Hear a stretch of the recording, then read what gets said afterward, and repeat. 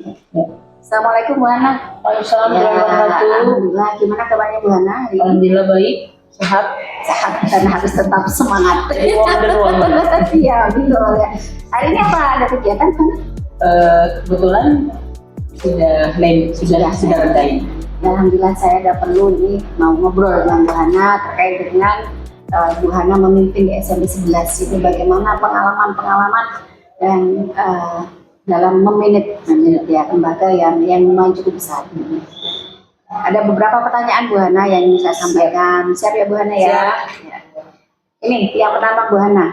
Jadi selama Bu Hana menjadi KS khususnya di SMP 11 ini ya, tempat yang saat ini yang sekarang merujuk pada langkah-langkah pengambil keputusan sebuah masalah, apakah ada kasus atau hal-hal baik yang perlu ditingkatkan atau justru perlu diperbaiki atau bahkan belum sama sekali?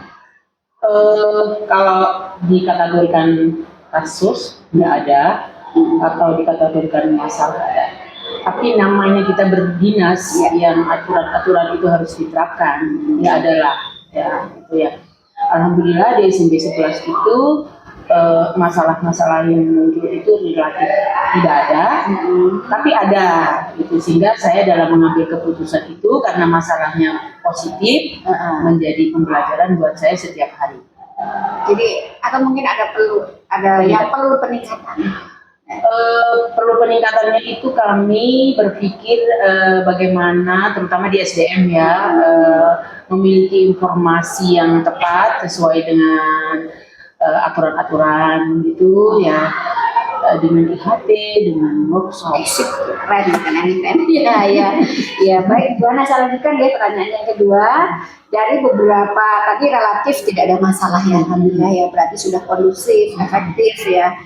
Ya nyaman lah di sekolah ya. Dari beberapa yang disampaikan Bu Hana tadi, bagaimana Bu Hana mengidentifikasi kasus-kasus yang merupakan dilema etika atau bujukan moral ya. Tentunya mungkin Bu Hana selama menyelesaikan apa yang disampaikan tadi itu ada dilema etika. Jadi kita memilih ini benar dan benar, gimana kita harus mengobati? Ya, saya tidak memakai telinga satu. Ya. Dua-duanya saya pakai ya. Karena kan ada stakeholder, kita terus berkomunikasi baik dengan teman-teman stakeholder khususnya. Apabila ada hal seperti itu, saya juga mengkomunikasikan secara kekeluargaan. Ya. Tapi namun seperti saya sampaikan di depan, relatif nggak ada. Jadi sifatnya itu apa ya bagi saya agak ringan gitu. Ya alhamdulillah ya. Iya. Karena ini mewujudkan kenyamanan sekolah. Terus kita juga sebagai KS ya tidak bisa otoriter gitu kan atau apa ya. Kita harus belum tentu menurut saya itu benar, salah belum tentu benar menurut orang lain. Itu yang saya sehingga saya pakai telinga dua. Iya siap. Kita manusia yang lemah ya. Iya betul. Lanjut ya Bu Hana ya. Dari kebijakan-kebijakan yang Bu Hana ambil ya, adakah kebijakan yang membuat Bu Hana dilema tadi ya, dilema kemudian pernah atau tidak Bu Hana mengalami yang seperti itu. Jadi ada dua pilihan. Iya betul. Ada Bu, ada. Sehingga balik lagi itu saya tidak memakai, saya minta masukan ya dari holder, selain itu juga guru senior gitu tuh kan, kinerja teman-teman itu kan ada plus minusnya, ada lebih di sini, ada kurangnya di sini. Tapi bagaimana kami tujuannya itu untuk membuat SMP 11 ini semakin maju dan berkembang. Sehingga, nah dilemanya itu Bu, kadang orang tidak introspeksi diri, gitu ya. Keputusan yang kita ambil itu belum tentu benar menurut dia karena nggak introspeksi diri.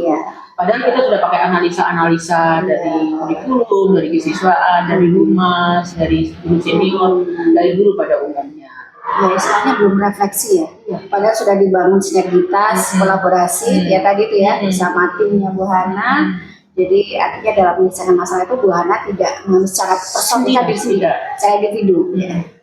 Oke Bu Hana, selanjutnya nih selama ini bagaimana Bu Hana menjalankan pengambilan keputusan di SMP 11 ini, terutama untuk kasus-kasus di mana dua kepentingan itu yang sama-sama benar, lebih spesifik lagi nih Bu Hana. Iya. Jadi misalnya kasus sama-sama benar dan mengandung nilai kebajikan. Jadi dua kasus itu yang Bu Hana hadapi sama-sama benar dan sama-sama mengandung nilai-nilai positif, nilai-nilai kebaikan. Jadi Bu Hana bagaimana mengambil keputusan? Ya dari dua-duanya benar, skala prioritas yang Diutamakan. iya, skala prioritas yang yang diharapkan oleh SMP 11 itu sama-sama benarnya, tapi SMP 11 membutuhkan si A misalkan, karena di si A inilah yang dibutuhkan oleh SMP 11. Ya, berarti dari sekian ini ya tadi ada benar-benar. Iya. Jadi mengambil skala prioritas ya yang dibutuhkan pada waktu itu, begitu ya Bu Hana ya. Oke, dari yang Bu Hana ceritakan tadi tentunya ada langkah-langkah atau prosedur bagaimana yang Bu Hana lakukan dalam mewujudkan keadaan ya, misalkan tadi yang dihadapkan itu keadaan ya, bagaimana kita itu dihadapkan dua pilihan ya. Jadi bagaimana Bu Hana itu mengambil langkah-langkahnya, sehingga dari dua pilihan itu Bu Hana memilih antara A dan B yang sama-sama benar, memilih salah satu. Langkah-langkahnya bagaimana? Saya melakukan proses. Salah satunya proses pembinaan, tidak terjadwal sih, itu saya melihat karena kondisional ya? Iya, karena teman-teman kan sibuk, selain mengajar mereka juga punya tugas tambahan ya. Bagi teman-teman yang mungkin perlu peningkatan pembinaan, ya saya melihat situasi gitu ya, proses tahapan-tahapannya saya lakukan untuk pembinaan secara verbal, secara kekeluargaan. Itu ya, jadi melihat kondisi dulu ya Bu Hana ya, baru kita Bu Hana menggunakan langkah-langkah yang tadi disampaikan. Lanjut ya Bu Hana ya, ini hal-hal apa saja yang selama ini Bu Hana anggap efektif dalam mengambil keputusan atau ya masalah-masalah kecil tadi? Membangun komitmen. Membangun komitmen itu selain kita bikin di pembinaan, rapat pembinaan, kita juga membuat kayak Bu, tugasnya ini gitu ya, membuat jadwal topoksi kayak gitu. Iya, ada komitmen ya di situ ya. Membangun komitmen. Kemudian ada tantangan ya tentunya Bu Hana ya, dari tantangan ya itu juga selalu mengiringi langkah kita. Iya, ya, karena kondisional kita menghadapi sumber daya manusia yang setiap hari kita tidak bisa menyetel mereka ya, berangkat sekolah dalam keadaan bahagia apa enggak, kita kan nggak tahu. Itulah yang kita hadapi sehari-harinya. Berarti ya dinamika. Dan kita sebagai orang tua dan pemimpin yang bersabar, karena kuncinya ada di kita. Ya, jadi kuncinya sabar. Betul. Baik Bu Hana, masih ada beberapa Bu Hana, saya juga ingin kita sama-sama sharing lah. Berikutnya dalam menyelesaikan permasalahan tadi, apakah Bu Hana memiliki sebuah tata kelola ya, jadwal lah ya. Tadi sudah disampaikan sebenarnya ya. Iya, tidak terjadwal, tapi melihat kondisional. Iya, berarti nggak ada ya? Nggak ada. Jadi kan yang perlu dibina itu kan tidak setiap harinya ada, tidak setiap minggunya ada. Fluktuatif itu ya kadang-kadang. Berarti sesuai kondisi, tempat maupun situasi ya. Baik. Tapi tadi Bu Hana sudah bagaimana meminimalisir ya adanya kasus-kasus saja membuat kita pusing juga ini ya. Ya, pertanyaan berikutnya Bu Hana, masih Bu Hana. Adakah seseorang atau unsur lain ya atau faktor-faktor yang selama ini mempermudah atau membantu Bu Hana dalam mengambil keputusan? Iya. Tadi di awal sebenarnya udah disinggung ya tentu kita kan ada, lebih tepatnya siapa? Stakeholder, ada Pak Kasek, ada kesiswaan, ada kurikulum, Jadi tergantung yang mau diselesaikan itu masalahnya apa. Kalau itu tentang pembelajaran, tentu kan ke kurikulum. Nanti apabila kita buntu dua-duanya tidak bisa mendefinisikan ya ke Wakaset atau kumpul kita ke sama stakeholder. Ya, itu yang biasa saya pertama satu dulu gitu ya. Nanti kesimpulan dan keputusannya itu berbicara bersama-sama dengan stakeholder. Keputusannya di saya. Lebih tepatnya itu membangun komunikasi dengan kerjasama, berkolaborasi ya. Karena kita memang tidak sendiri di sini. Iya. Kalau parah, parah. Baru ada tahapan berikutnya ya. Tapi alhamdulillah bisa. Berkat sabar tadi itu ya. Iya, keluarga saya di sini 11 itu kan perempuan semua. Jadi gampang. Bapak-bapaknya nggak ada, Bun? Ada berapa ya? Ada orang dominan ya. Iya. Lebih banyak ya. Kayaknya mana sih lebih banyak bapak-bapaknya. Kalau the power of mama Iya, tapi mereka komitmen lah yang penting ya. Meskipun saya kepala sekolahnya perempuan, beliau laki-laki. Muhammad semangat. Iya. Ya. Baik Bu Hana, ya alhamdulillah ini banyak perbincangan ya tadi ya. Ini yang terakhir Bu Hana, dari semua yang Bu Hana sampaikan tadi tentang pembelajaran ini ya, pembelajaran pengalaman, apa yang dapat Bu Hana petik ya dari pengalaman dan pembelajaran yang tadi Bu Hana sampaikan dalam membina dan ini ya membangun kolaborasi tadi. Iya. Jadi memang begini Bu, setiap ada masalah yang harus diselesaikan itu kita selalu refleksi dan mengevaluasi ya untuk bagaimana keputusan berikutnya itu ya intinya itu jangan salah di tempat yang sama. Gitu. Jangan jatuh jangan jatuh di tempat yang sama iya. Karena kita sudah kebiasaan menyelesaikan masalah atau kemajuan sekolah ini bahkan bersama-sama bersinergi berkolaborasi dengan stakeholder bahkan dari Pak Bun pun kita ajak bicara ya itu kita harus pandai-pandai mengambil hikmah dari sebuah refleksi dan evaluasi. Baik ya, jadi refleksi ya tentunya ada refleksi, evaluasi dan tidak lanjut ke depan agar lebih baik lagi. Jadi ada tadi yang saya garis bawahi dari perbincangan kita itu, jadi membangun komunikasi, kolaborasi, kemudian apa tadi itu sinergitas ya, kemudian refleksi, evaluasi. Alhamdulillah. Terima kasih Bu Hana. Ya, semangat. Terima kasih atas. Makasih Bu ya, Bu Ayu. Ya. Assalamualaikum warahmatullahi wabarakatuh. Waalaikumsalam warahmatullahi wabarakatuh. Rasul sukses untuk SMP 5 yang masih muda. Tadi di depan.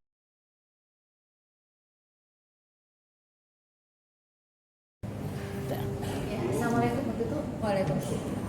Gimana kabarnya? Alhamdulillah sehat semuanya. Luar biasa. Alhamdulillah ada waktu. Bisa kegiatan. Ini minta waktu sebentar yang terkait dengan tugas saya sebagai JPP untuk dalam memimpin SMP 8 ini tentunya banyak keputusan pasti ya bagaimana pengalaman untuk selaku kepala satuan guru dan SMP 8 dalam mengambil keputusan ya langkah-langkahnya itu bagaimana?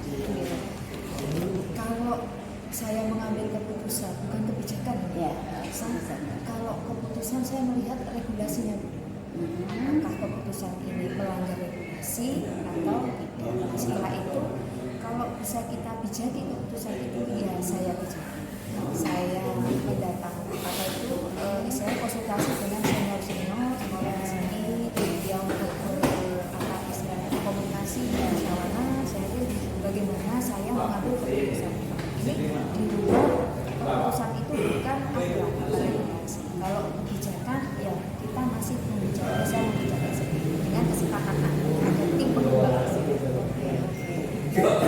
Yang saya garis bawah itu di situ ada kolaborasi. Ya, kolaborasi pasti bersama tim ya. Jadi selama aturan ya kita bisa secara kerjasama ya. Ada satu lagi untuk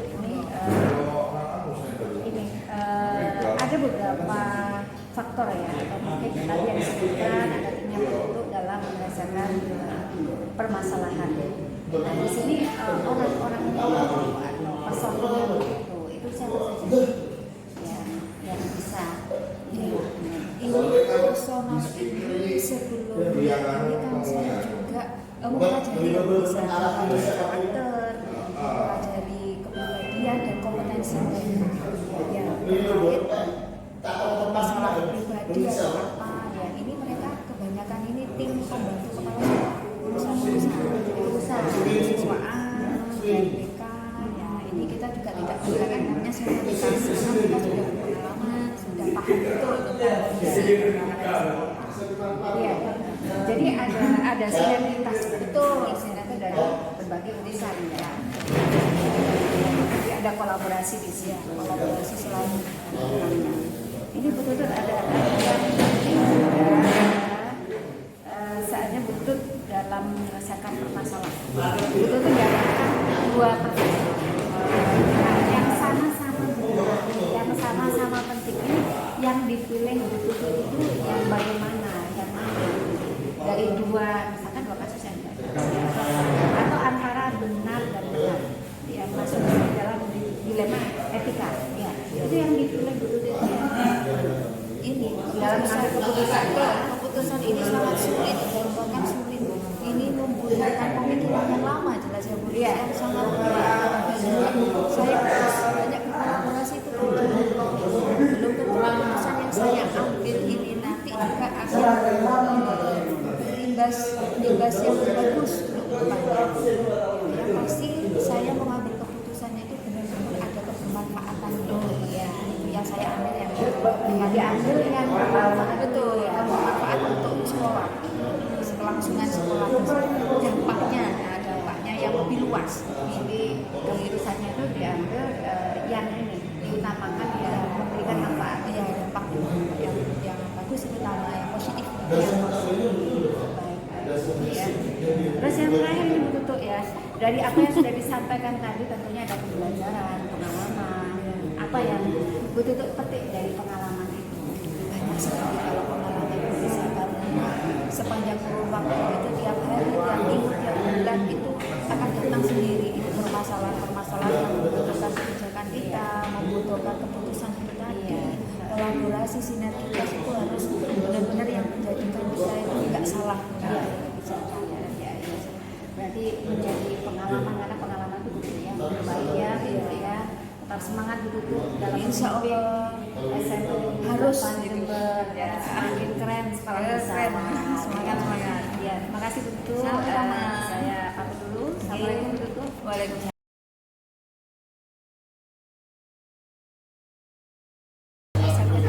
Tapi tentunya banyak pengambilan keputusan ya. Jadi langkah-langkah apa dalam mengambil keputusan? Yang pertama yang saya lakukan adalah mengamati konteks dari masalah dan mengamati konteksnya. Setelah itu mengamati konteksnya, setelah itu saya mencoba menganalisis peluang-peluang yang ada, peluang ini terkait dengan tingkat resiko dan tingkat keterlaksanaan. Dan saya mengajak musyawarah beberapa orang guru yang atau juga wakil kepala sekolah terkait yang berhubungan dengan konteksnya. Kemudian itu yang terpenting adalah skala prioritas. Skala prioritas, jika terlalu banyak pilihan kita menentukan skala prioritas apa yang ingin kita ambil untuk mengambil keputusan. Ya, baik yang saya tangkap di situ tadi ada melihat keputusan itu yang tidak mengandung resiko. Iya, kemudian ada kolaborasi, kerjasama dengan tim yang berhasil. Kemudian ada berapa yang tidak masuk? Berapa yang tidak masuk? Pengalamannya itu apa? Sebagai pembelajar tentunya kan berapa? Pengalaman yang paling mengandung risiko yang sangat besar ketika kita mengajar orang tua ketika melakukan aktivitas peningkatan literasi siswa itu menyiapkan pojok kerja. Nah, sesuai regulasi bahwa sekolah tidak boleh menarik iuran, tetapi di lain pihak kita membutuhkan sinergi dengan orang tua. Karena itu kita tetap melibatkan orang tua, tetapi dengan cara-cara yang masih bisa diizinkan oleh regulasi, yaitu pengelolaannya diserahkan kepada orang tua dalam penyiapan pojok baca kelas di masing-masing. Jadi melibatkan paguyuban Ya, paguyuban kelas. ya, karena memang ada aturan regulasi yang kita tidak memperbolehkan ini itu, tapi selama kita tidak menjaga regulasi, kita bisa berkolaborasi dengan orang tua, bisa menjadi baik. Betul. Baik, terima kasih.